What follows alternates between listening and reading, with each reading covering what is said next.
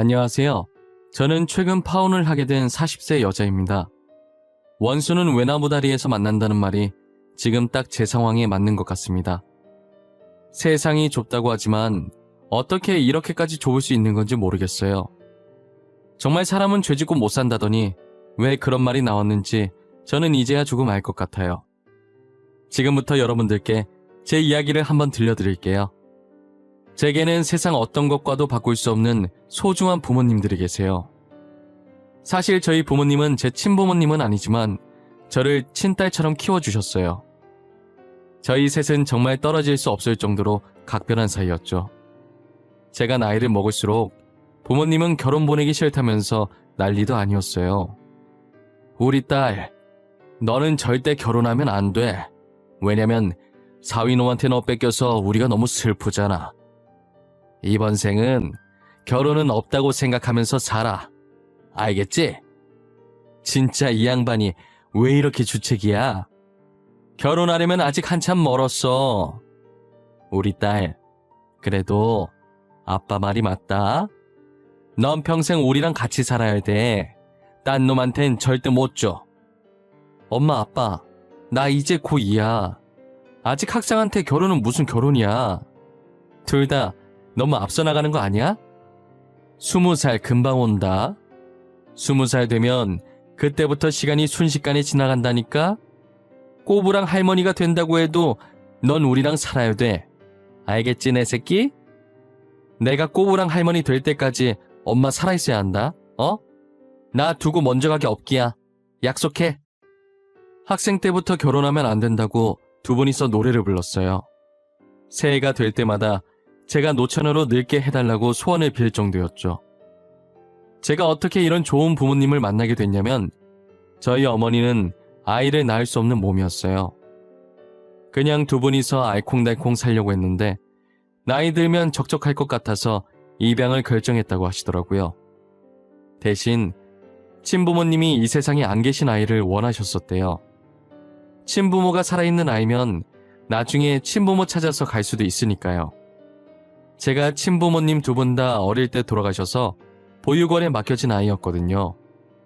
그래서 부모님께서는 고민도 하지 않고 저를 입양하기로 하셨어요. 당시 아버지께서 사업을 크게 하셔서 꽤나 잘 살았었어요. 저는 아버지 사업 때문에 왜 아들이 아니라 딸을 입양하셨을까 생각했는데 두 분 다 아들보다는 애교가 많고 싹싹한 딸을 더 좋아하셨다고 하더라고요. 덕분에 저는 먹고 싶은 거 다 먹고 하고 싶은 거 다 하면서 부족함 없이 컸어요. 제 말이라면 부모님 두 분 다 꿈뻑 넘어가시는 분들이라 학교에서 제가 조금이라도 다치고 오면 학교로 출동하시곤 하셨어요. 제가 넘어져서 다친 거라고 괜찮다고 해도 아이들이 다치지 않도록 주의 부탁드린다고 말하고 오셨죠. 그래도 그런 부모님이 있어서 아무도 학교에서 저를 건들지 않았어요. 저는 늘 지금 부모님을 제 친부모님으로 생각하고 지내고 있어요. 부모님께서는 제가 무엇을 한다고 하든 항상 의견을 존중해주고 응원해 주셨어요. 평소 냄새에 민감해서 디퓨저나 향수같이 좋은 향이 나는 제품에 관심이 많았었어요. 그래서 향에 대해 공부하다 보니 자연스럽게 조향사가 되어 있더라고요. 처음엔 그냥 취미생활로 원데이 클래스 들으면서 즐겨보려다가 그게 제 업이 된 거죠.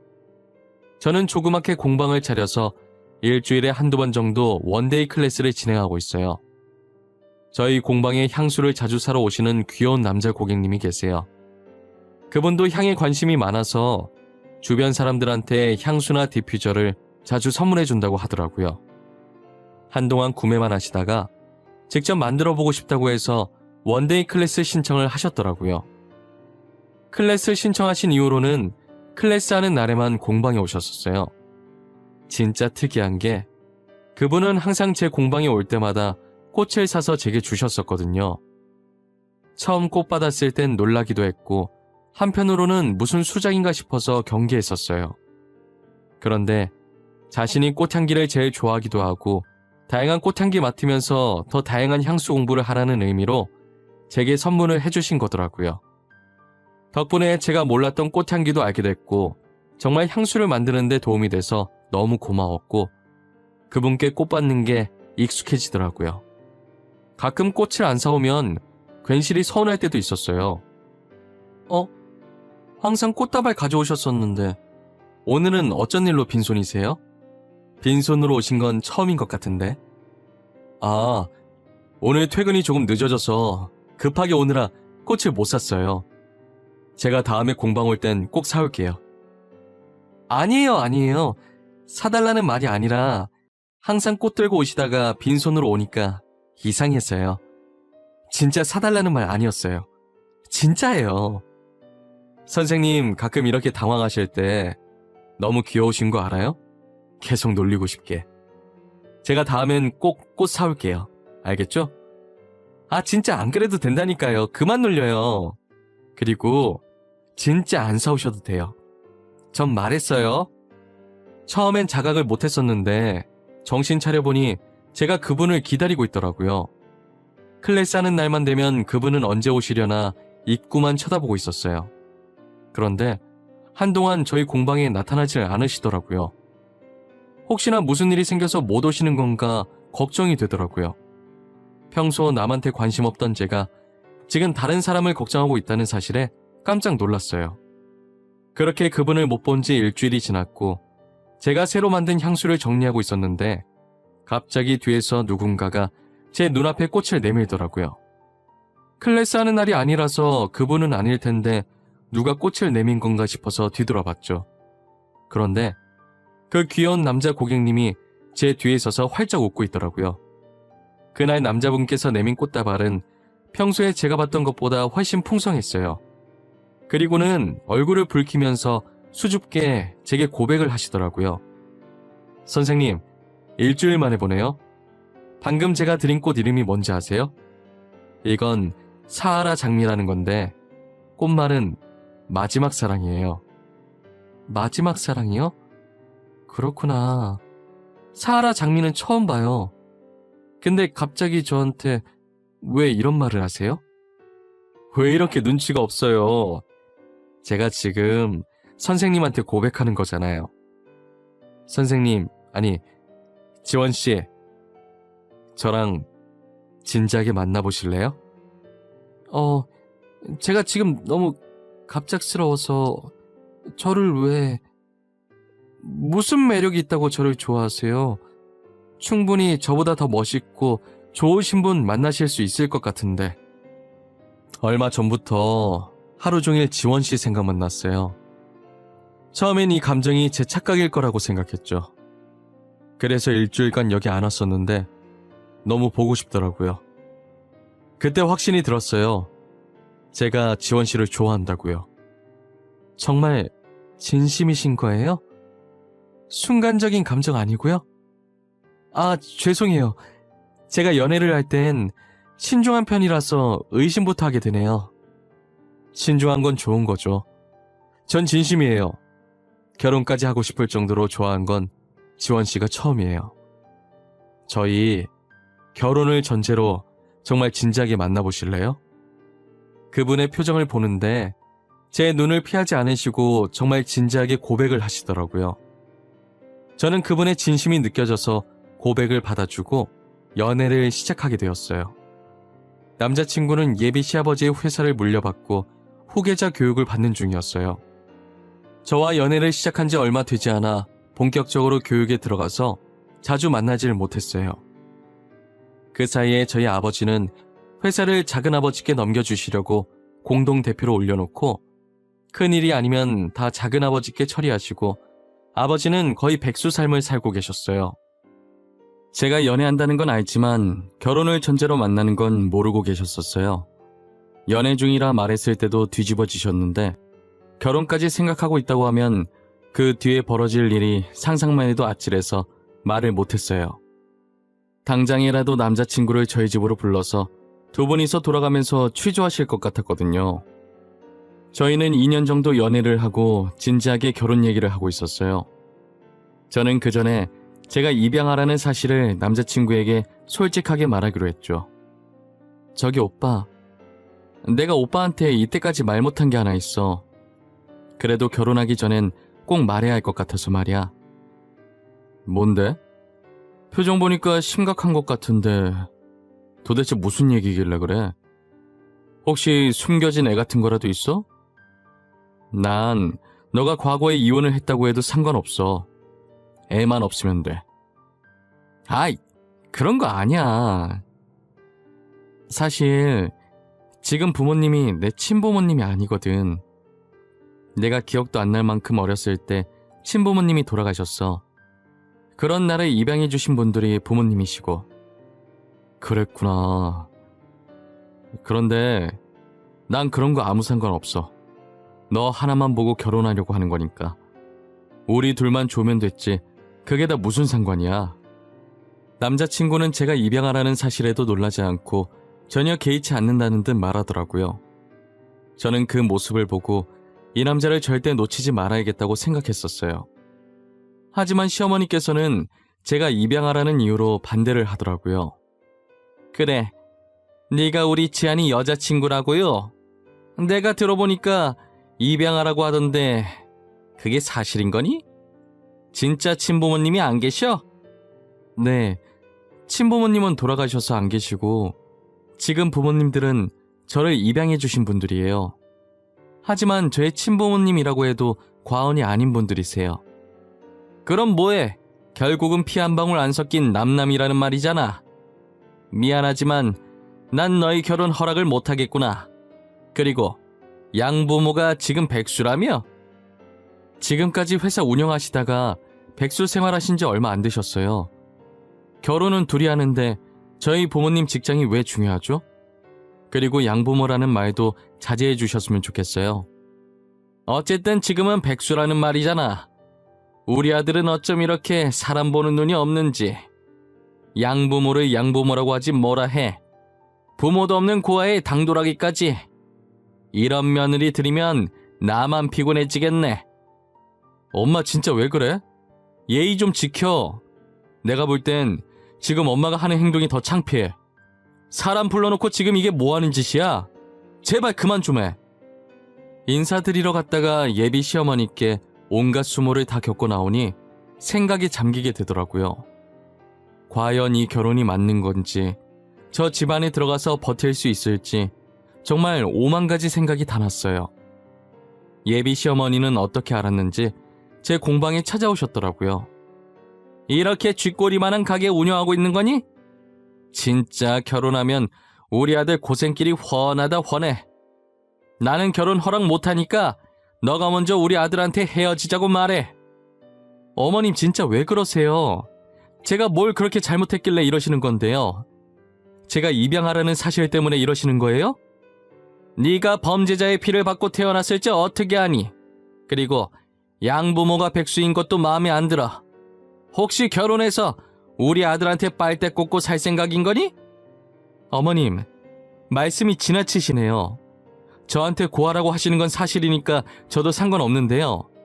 저희 부모님은 건들지 말아주세요. 그분들은 어머님한테 그런 소리 들을 행동 하신 적 없으세요. 하여튼 요즘 애들은 싸가지가 없어. 부모 없는 티를 이렇게 낸다니까. 당장 우리 아들이랑 헤어져. 오늘 이후로 얼굴 마주칠 일 없게 하라고. 알겠어? 예비 시어머니께서 공방에 왔다 간 뒤로 이 결혼은 정말 아닌 것 같다는 생각이 확 들었어요. 저는 바로 남자친구에게 전화해서 헤어지자고 말했고 남자친구는 저를 붙잡았어요. 오빠, 여기까지 하자. 나 진짜 어머님 때문에 스트레스 받아서 더는 안 되겠어. 나한테 뭐라고 하시는 건 괜찮은데 왜 계속 아무 죄 없는 우리 부모님한테 뭐라 하시는 건데? 우리 엄마가 찾아갔었어? 내가 미안해. 대신 사과할게. 우리 만나서 얘기하자, 어? 내가 금방 갈게. 아니, 올 필요 없어. 더 이상 말하고 싶지 않아. 우리 이렇게 끝내는 걸로 할게. 앞으로 연락할 일 없을 거야. 잘 지내. 저희는 예비 시어머니 바람대로 헤어졌지만 남자친구가 집으로 돌아가서 초강수를 둔 것 같더라고요. 예비 시어머니한테 결혼을 허락해주지 않으면 후계자 수업도 안 듣고 집을 나가겠다고 했다는 거예요. 결국 예비 시어머니는 남자친구에게 두 손 두 발 다 들고 상견례를 하자고 하셨죠. 갑자기 상견례 날짜를 잡아오자 저희 부모님은 결혼하기엔 너무 이른 것 같다고 호들갑 떠시다가도 연애하면서 몇 번 본 적 있는 남자친구를 떠올리시더니 그 정도면 괜찮은 것도 같다고 진지하게 말하셨어요. 상견례 한다고 다 결혼하는 건 아니니까 일단 남자친구 집안 사람들도 만나보자고 하셨어요. 딱히 할 일 없던 저희가 먼저 상견례 장소에 도착해서 남자친구 식구들을 기다리고 있었어요. 기다리는 와중에도 꼭 결혼해야겠냐면서 자신들이랑 평생 같이 살면 안 되겠냐고 주책을 떠셨어요. 그런 부모님을 보고 있으니 나는 정말 사랑을 많이 받고 자란 사람이구나 싶은 생각이 들었죠. 이상하게 자꾸 울컥하면서 아직 결혼도 안 했는데 벌써부터 눈물이 나려고 하는 거예요. 그런데 예비 시어머니께서 등장하시면서 나오려던 눈물이 쏙 들어가고 말았습니다. 뒤늦게 들어오던 예비 시어머니는 저희 아버지를 보자마자 들어오지도 않고 그대로 굳으셨더라고요. 그리고 저희 부모님을 봤는데 저희 부모님도 예비 시어머니 못지않게 경직되어 있는 걸 발견했어요. 지안 엄마 왜 안 들어와? 거기서 뭐하고 서 있는 거야? 들어와서 사돈 되실 분들한테 인사해야지 못해. 안사돈께서 굉장히 낯이 익으신데 저희 예전에 어디서 본 적 있지 않으신가요? 혹시 김말순 씨 아니세요? 김말순이 누구죠? 저희 집사람 이름은 김선희인데 아무래도 사돈께서 사람을 잘못 보신 것 같네요. 그럴 리가 없습니다. 제가 사람을 얼마나 잘 기억하는데요. 특히 죄 지은 사람들이요. 김말순 씨 맞죠? 우리 집에서 일하던 아줌마 아니세요? 지안 엄마, 멀뚱히 서서 뭐 하는 거야? 뭐라고 말이라도 해봐. 사돈께서 착각하신 것 같은데 당신이 무슨 다른 사람 집에서 일을 했다는 거야? 그게 있잖아 여보. 그러니까 그게 어떻게 된 거냐면 당신 왜 말을 못해? 사돈께서 하신 말이 다 사실인 거야? 진짜 식모였어? 아니었잖아. 나랑 결혼할 때 당신 돈 되게 많았잖아. 근데 왜 남의 집에서 일을 해? 돈 많았겠죠. 저희 집에 있던 돈 다 들고 도망갔으니까요. 회사 자금까지 모조리 다요. 저 사람 때문에 저희 회사 망할 뻔한 거 생각하면 아직도 화가 나는데. 저희 아버지께서 어머니랑 결혼한 지 얼마 안 됐을 때 집에서 일하던 식모가 있었는데 아무도 없을 때 몰래 집에 있던 모든 돈을 들고 도망간 사건이 있었어요. 알고 보니 그때의 식모가 지금 저희 예비 시어머니였던 거예요. 예비 시어머니는 도망가서 이름도 바꾸고 훔친 돈으로 부자 행세하면서 돈 좀 있는 집안인 예비 시아버지에게 접근해 결혼을 하신 거였죠. 이 사실을 알게 된 예비 시아버지는 사람들이 쳐다보든 말든 예비 시어머니께 윽박 지르셨어요. 예비 시어머니는 꿀먹은 벙어리 마냥 아무 말도 못하고 땅만 보고 계셨죠. 이거 범죄야. 알고는 있는 거야? 당신 지금 범죄자라고. 그동안 지원이한테 고발하고 범죄자 핏줄일 줄 어떻게 아냐고 그 난리를 치더니. 뭐라고요? 사돈, 방금 뭐라고 하셨습니까? 저희 딸한테 뭐라고 했다고요? 고아라니요. 누가 고아입니까? 그리고 범죄자 핏줄이요? 정말 죄송합니다. 지안 엄마가 지원이 일하는 곳 찾아가서 난리를 친 것 같더라고요. 부모 없는 고아의 양부모는 백수라면서요. 그리고 친부모가 범죄자인지 아닌지 어떻게 아냐고요. 예비 시아버지의 말을 들은 아버지는 얼굴이 사색이 되더니 이내 분노로 가득 차 계셨어요. 이렇게 부모가 살아있는데 도대체 누가 고아냐면서 예비 시어머니를 몰아세웠어요. 부모가 이렇게 두 눈 부릅뜨고 살아있는데 도대체 누가 고아라는 거야? 뭐? 범죄자 핏줄? 범죄자는 당신이지. 범죄자 핏줄은 내 딸이 아니라 당신 아들이라고. 여보, 일단 진정해. 당신이 화나는 거 충분히 이해하는데 지금 너무 흥분했어. 지안이는 아무 잘못 없잖아. 애한테는 상처 주지 마. 어머님, 저는 괜찮습니다. 그럴만해요. 저는 아버님 마음 이해할 수 있어요. 그동안 자신의 딸이 그런 소리 듣고 있었다는데 어느 부모가 가만히 있겠어요. 결국 상견례는 난장판이 되었고 아버지는 이 결혼 절대 못하신다고 저를 데리고 나오셨어요.